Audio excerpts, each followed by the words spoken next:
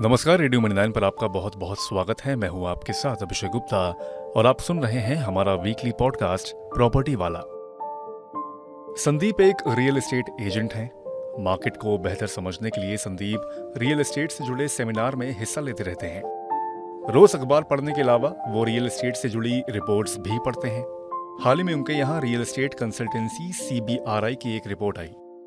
इस रिपोर्ट में बताया गया कि इस साल के शुरुआती 9 महीनों में लग्जरी घरों की बिक्री रही है। 2023 के पहले 9 महीनों में भारत में 4 करोड़ या उससे ज्यादा कीमत वाले लग्जरी घरों की बिक्री 97% बढ़ी है। भारत के टॉप 7 शहरों में इस साल 9,200 लग्जरी घर बेचे गए, जबकि पिछले साल यह आंकड़ा 4,700 था।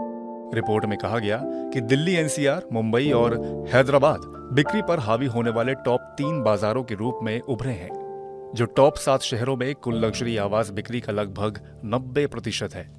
संदीप आगे रिपोर्ट पढ़ ही रहे थे कि तभी उनके पास एक फोन आ गया। फोन उनकी जर्नलिस्ट फ्रेंड मेघा का था। मेघा ने संदीप से कहा कि अरे, तुमने सुना ही होगा कि दिल्ली NCR में प्रदूषण गंभीर स्तर पर पहुंचने के बाद सभी नॉन नेसेसरी कंस्ट्रक्शन वर्क पर प्रतिबंध लगा दिया गया है। संदीप ने कहा, हाँ, कंस्ट्रक्शन पर रोक लगने से रियल एस्टेट डेवलपर्स और घर खरीदारों की चिंता भी कुछ बढ़ गई है। मेघा ने कहा कि बस इसी खबर पर तुम्हारी बाइट चाहिए। तो संदीप ने कहा कि इस कदम से अब प्रोजेक्ट्स की डिलीवरी में देरी होगी। इसका असर बिल्डरों के साथ साथ घर खरीदने वालों पर भी पड़ेगा।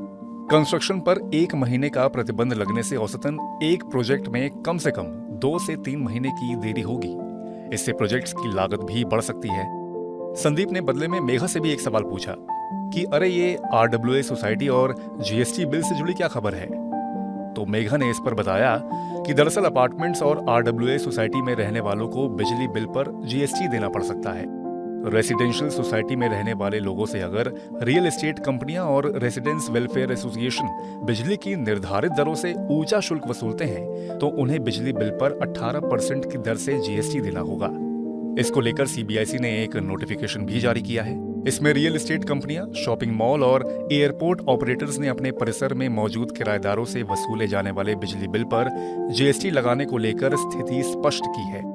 इसके मुताबिक जहां बिजली की आपूर्ति रियल एस्टेट मालिक, RWA और रियल एस्टेट डेवलपर एजेंट के तौर पर काम कर रहे हैं, वहां पर GST नहीं लगेगा। तो आज के इस वीकली पॉडकास्ट प्रॉपर्टी वाला में बस इतना ही। ये पॉडकास्ट आपके लिए तैयार किया था हमारी सहयोगी आंचल चौधरी ने। बाकी बिजनेस, पर्सनल फाइनेंस और कॉर्पोरेट जगत से जुड़ी और खबरों के लिए सुनते रहिए रेडियो मनी 9 और डाउनलोड कर लीजिए हमारे मनी 9 ऐप को। हमेशा की तरह मैं हूं आपके साथ अभिषेक गुप्ता। अभी लेता हूं विदा। धन्यवाद।